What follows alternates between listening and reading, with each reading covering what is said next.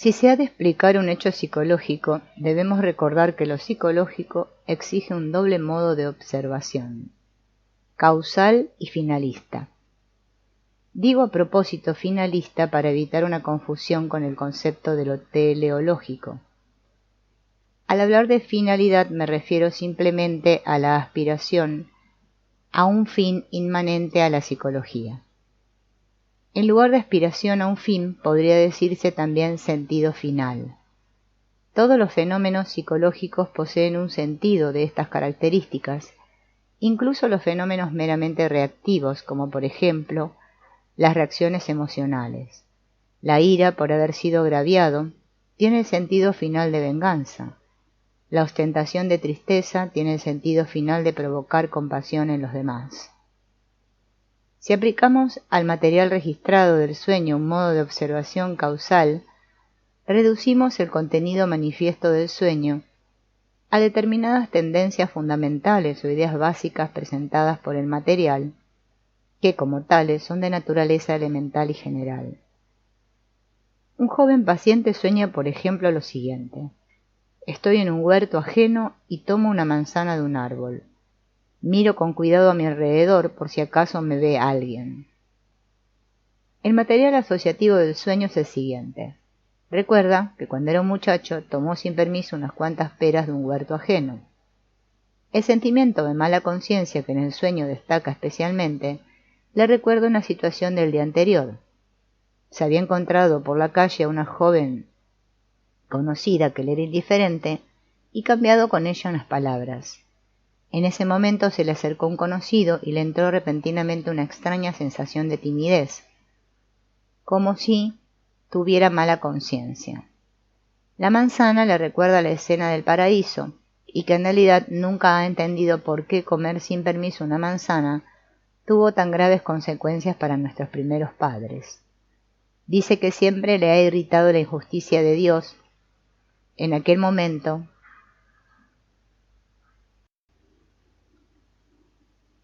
pues Dios creó a los hombres tal y como son, con toda su curiosidad y su avidez. También le viene a la memoria a su padre, que a veces le castigaba incomprensiblemente por ciertas cosas. El castigo más severo fue cuando le pilló mirando a escondidas a las sirvientas bañándose. A continuación confiesa que hace muy poco ha comenzado una relación amorosa, todavía no llevada a su extremo natural, con una camarera de hotel. La noche anterior al sueño había tenido una cita con ella. Si echamos un vistazo a este material, vemos que el sueño guarda una relación muy evidente con el suceso del día anterior. La escena de la manzana, por el material asociado a ella, es indudablemente una escena de carácter erótico. Por cualesquiera otras posibles razones, también podría considerarse muy probable que esa vivencia del día anterior surtiera efecto en el sueño. El joven, en el sueño, toma la manzana paradisíaca que todavía no ha tomado en realidad. El restante material asociativo del sueño se ocupa de otro suceso del día anterior, ese extraño sentimiento de mala conciencia que le había entrado mientras hablaba con la joven, que le era indiferente.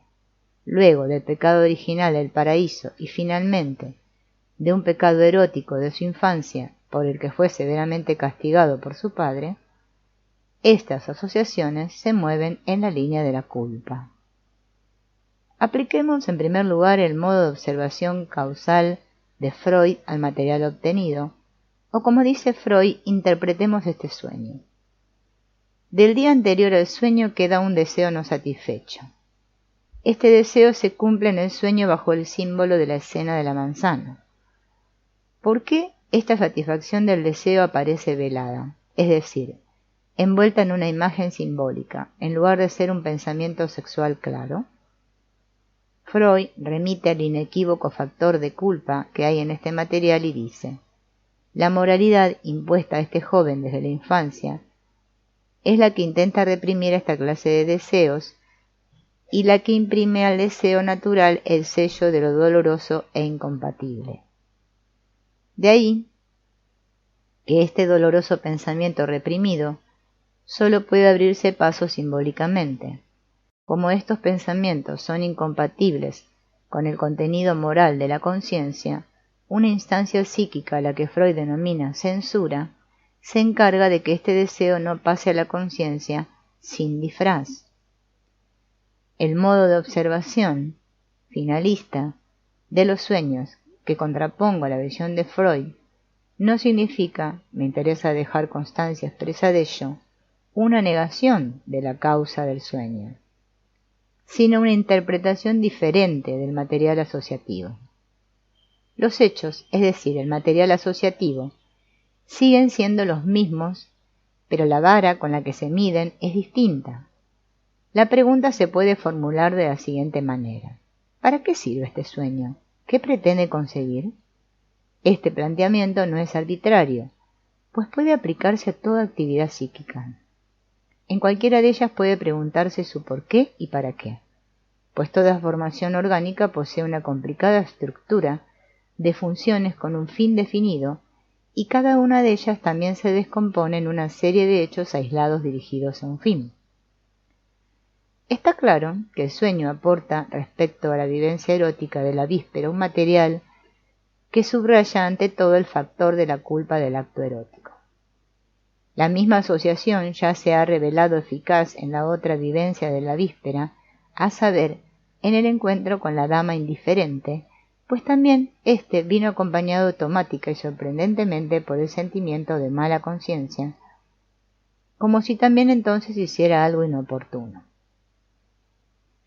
Esta vivencia se introduce en el sueño, donde se refuerza al asociarse con el material correspondiente, en la medida en que la vivencia erótica de la víspera tiene representada en forma del pecado original en el paraíso, tan duramente castigado.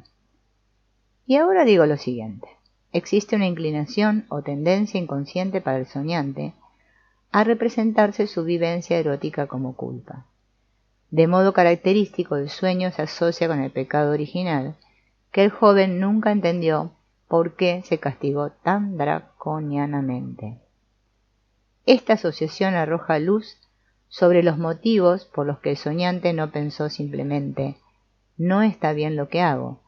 Evidentemente no sabe que también podría rechazar su conducta erótica como moralmente incorrecta. Cree, conscientemente, que su conducta es moralmente indiferente, pues todos sus amigos hacen lo mismo y además, por otros motivos, no alcanza a comprender por qué se le da tanto bombo al asunto. Que este sueño se contemple como razonable o absurdo depende de una cuestión muy importante: el punto de vista de la moralidad que nos ha sido transmitida desde muy antiguo. ¿Es razonable o absurdo?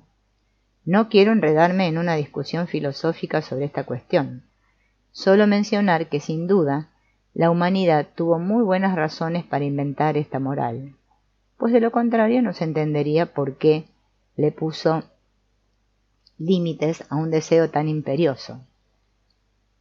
Si tenemos en cuenta este hecho, debemos declarar razonable este sueño, ya que hace sentir al joven cierta necesidad de contemplar su conducta erótica desde el punto de vista moral. Algunas tribus muy primitivas tenían ya una legislación sexual extraordinariamente severa. Este hecho demuestra que especialmente la moral sexual es un factor nada despreciable en la función anímica superior, por lo que merece ser muy tenido en cuenta. Así pues, en este caso, habría que decir que el joven, un poco atolondradamente, hipnotizado por el ejemplo de sus amigos, obedece a su deseo erótico sin acordarse de que el hombre es también un ser moralmente responsable, en la medida en que ha creado la moral y voluntaria o involuntariamente se somete a su propia creación. En este sueño podemos reconocer una función compensadora de lo inconsciente, consistente en que aquellos pensamientos, inclinaciones y tendencias de la personalidad humana que en la vida consciente destacan demasiado poco, entran alusivamente en funcionamiento mientras se duerme, cuando el proceso consciente está en gran medida interrumpido.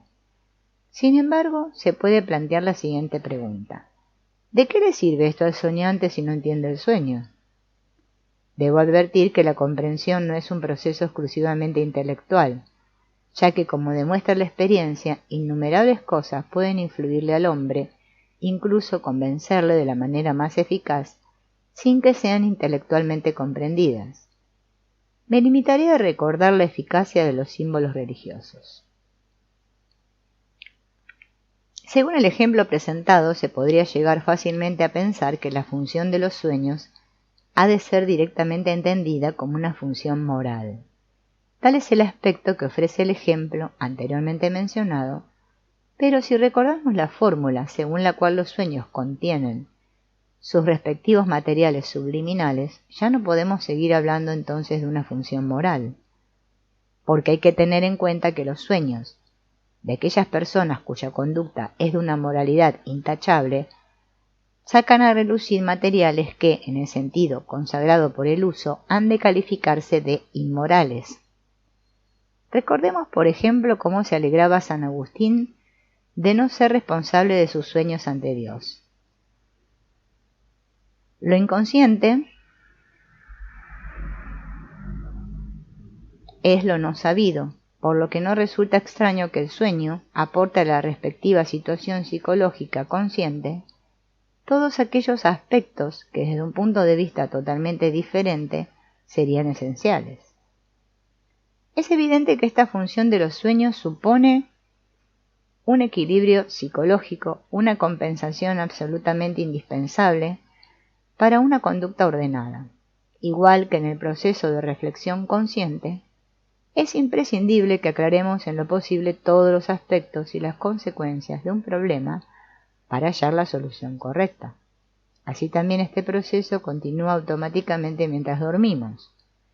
Es decir, en un estado más o menos inconsciente, en el que según parece, por las experiencias acumuladas, al soñante se le ocurren, al menos por alusión, todos aquellos puntos de vista que durante el día apenas habían sido tenidos en cuenta, o no lo habían sido en absoluto, es decir, que eran relativamente inconscientes. En lo que se refiere al muy discutido simbolismo de los sueños, su valoración varía mucho según los consideremos desde el punto de vista causal o finalista. La concepción causal de Freud parte del deseo reprimido expresado en los sueños. Este deseo es siempre relativamente sencillo y elemental y puede esconderse tras múltiples envoltorios. Así, por ejemplo, el joven mencionado podría haber soñado igualmente que tenía que abrir una puerta con una llave, o que viajaba en aeroplano, o que besaba a su madre, etc. Desde este punto de vista todo podría tener el mismo significado. Por ese camino, los adherentes a la escuela de Freud han llegado, por poner un ejemplo extremo, a considerar todos los objetos alargados de los sueños como símbolos fálicos, y todos los objetos redondos o huecos como símbolos femeninos. Para la concepción finalista, las distintas imágenes del sueño tienen un valor propio. Si, por ejemplo, el joven en lugar de la escena de la manzana hubiera soñado que tenía que abrir una puerta con llave, saldría a relucir otro material asociativo que habría ampliado la situación consciente, de manera distinta como lo hace el material asociado a la escena de la manzana. Para este punto de vista, lo razonable reside precisamente en la diversidad de las manifestaciones simbólicas del sueño y no en su univocidad. La concepción causal tiende, por su propia naturaleza, a la univocidad, es decir, a significados simbólicos fijos. La concepción finalista, por el contrario, se ve en la imagen diferente del sueño, la expresión de una situación psicológica diferente. No conoce significados simbólicos fijos. Desde su punto de vista, las imágenes del sueño son importantes por sí mismas, ya que albergan el significado por el que precisamente aparecen en el sueño. Siguiendo con el ejemplo anterior, vemos que desde el punto de vista finalista, el símbolo del sueño tiene más bien el valor de una parábola no oculta, ilustra.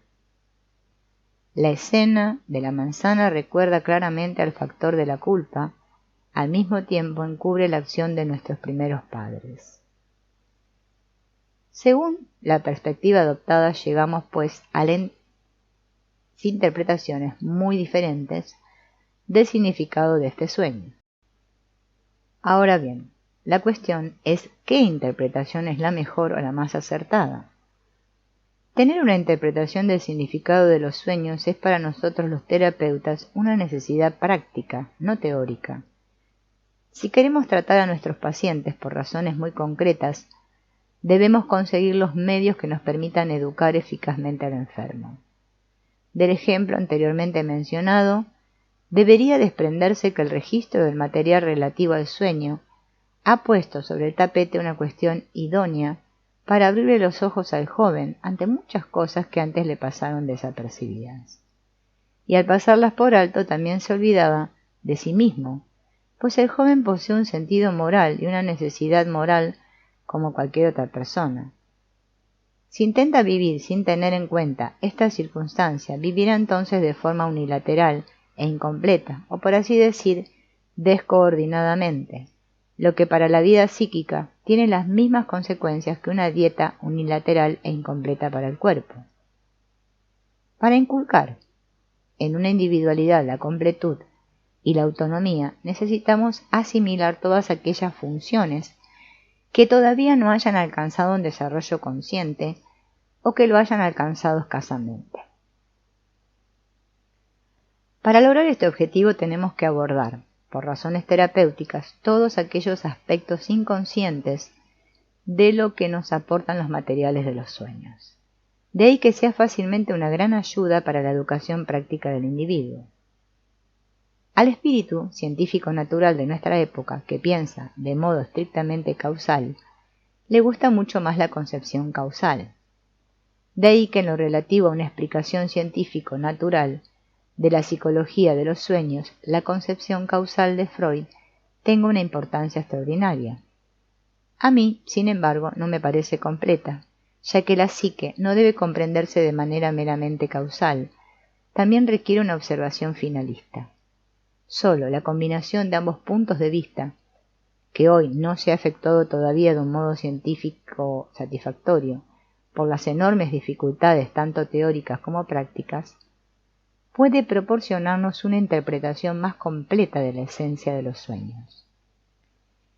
Quisiera ahora comentar brevemente otros problemas de la psicología de los sueños que quedan fuera del debate general sobre el problema del sueño.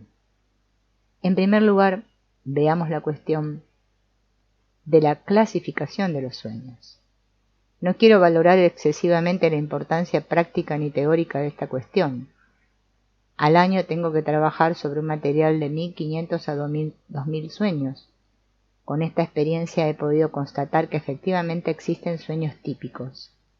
Sin embargo, no son demasiado frecuentes, y en la concepción finalista pierden mucha de la importancia que tienen en lo relativo al significado simbólico fijo para la interpretación causal. Los motivos típicos de los sueños me parecen muy importantes porque permiten una comparación con los motivos mitológicos.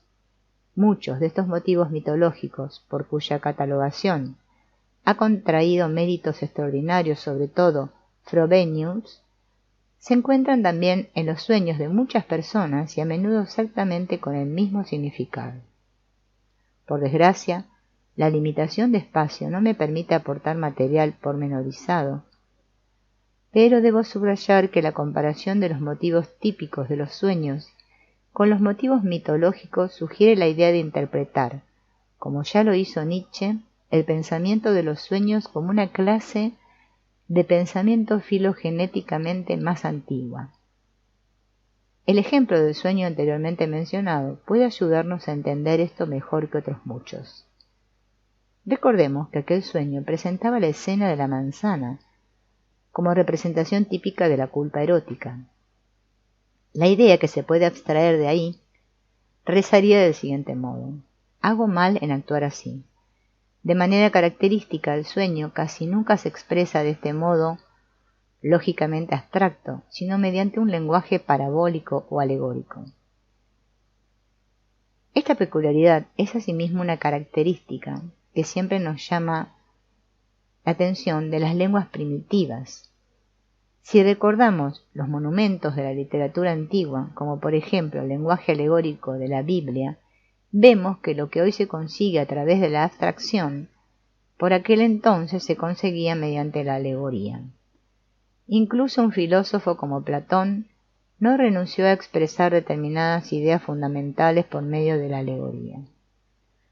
Así como nuestro cuerpo conserva las huellas de su evolución filogenética, lo mismo le ocurre al espíritu humano. Por eso, la posibilidad de que el lenguaje alegórico de nuestros sueños sea un vestigio arcaico no tiene nada de sorprendente. Al mismo tiempo, el robo de la manzana de nuestro ejemplo es uno de los motivos típicos de los sueños y se repite con diversas variantes en muchos de ellos. Esta imagen es asimismo un motivo mitológico muy conocido, que no solo nos sale al encuentro en el relato del paraíso, sino en numerosos mitos y leyendas precedentes y procedentes de todos los tiempos y lugares. Es una de las imágenes universalmente humanas que pueden aparecer una y otra vez, de manera autóctona, en cualquier persona y época. De este modo, la psicología de los sueños nos abre el camino hacia una psicología comparada universal, de la que cabe esperar la misma comprensión de la evolución y estructura del alma humana que la que nos depara respecto al cuerpo humano la anatomía comparada. Así pues, el sueño nos proporciona mediante un lenguaje alegórico, esto es, mediante una representación sensorialmente concreta, ideas, juicios, interpretaciones, directivas y tendencias que por represión o simple desconocimiento eran inconscientes. Puesto que son el contenido de lo inconsciente y puesto que el sueño es un derivado de los procesos inconscientes, este será precisamente una representación de los contenidos inconscientes. No existe, sin embargo, una representación de los contenidos inconscientes en general, solo determinados contenidos que la situación consciente momentánea cita y escoge por asociación. Considero esta constatación un punto de vista muy importante en la práctica. Si queremos interpretar un sueño correctamente, necesitamos un conocimiento sólido de la situación consciente momentánea, pues el sueño contiene su ampliación inconsciente, es decir, el material que está constelado en lo inconsciente por la situación consciente momentánea. Sin este conocimiento es imposible interpretar un sueño con la certeza suficiente, prescindiendo, naturalmente, de los aciertos casuales. Pondré un ejemplo para ilustrar lo dicho. Un día vino un señor por primera vez a mi consulta. Me explicó que tenía toda clase de aficiones eruditas y que también se interesaba por el psicoanálisis desde el punto de vista literario. Dijo que estaba sanísimo y que no venía, ni mucho menos como paciente, sino únicamente por intereses psicológicos. Disfrutaba de una situación muy acomodada y le sobraba mucho tiempo para ocuparse de todo lo habido y por haber. Quería conocerme para que yo lo introdujera en los secretos teóricos del análisis. Según él, tenía que resultarme muy aburrido ocuparme de personas normales, porque seguro que me interesaban más los locos. Unos días antes me había escrito para preguntarme cuándo podría recibirle. En el transcurso de la conversación abordamos enseguida la cuestión de los sueños. Entonces le pregunté si la noche anterior había soñado algo. Me dijo que sí y me contó el siguiente sueño. Estoy en una habitación desnuda, donde me recibe una especie de enfermera, que me quiere obligar a sentarme encima de una mesa en la que hay un frasco de kéfir que me tengo que beber. Yo quería ver al doctor Jung, pero la enfermera me dijo que me encontraba en un hospital y que el doctor Jung no tenía tiempo para recibirme. Por el contenido manifiesto del sueño, ya se ve que la expectativa de visitarme había constelado de un modo u otro lo inconsciente. Las asociaciones arrojan el siguiente resultado. Sobre la habitación desnuda, una especie de recibidor glacial, como de un edificio oficial, la sala de recepción de un hospital. Nunca he estado en un hospital como paciente. Sobre la enfermera tenía un aspecto antipático, era bizca.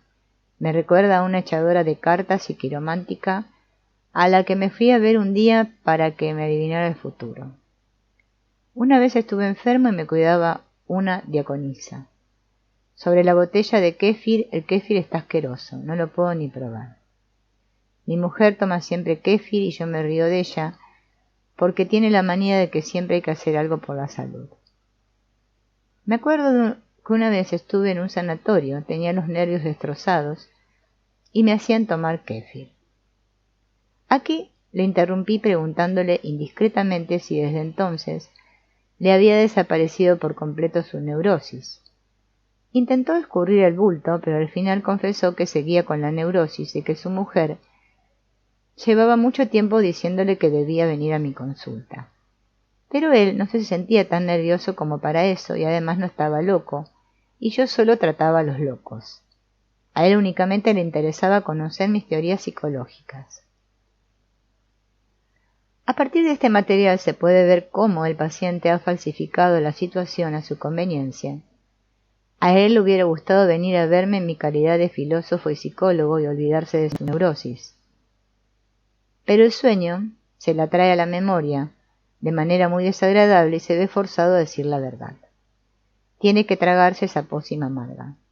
La echadora de cartas revela el modo en que él se imaginaba mi profesión. Tal y como le muestra el sueño, tiene que someterse a un tratamiento antes de acceder a mí.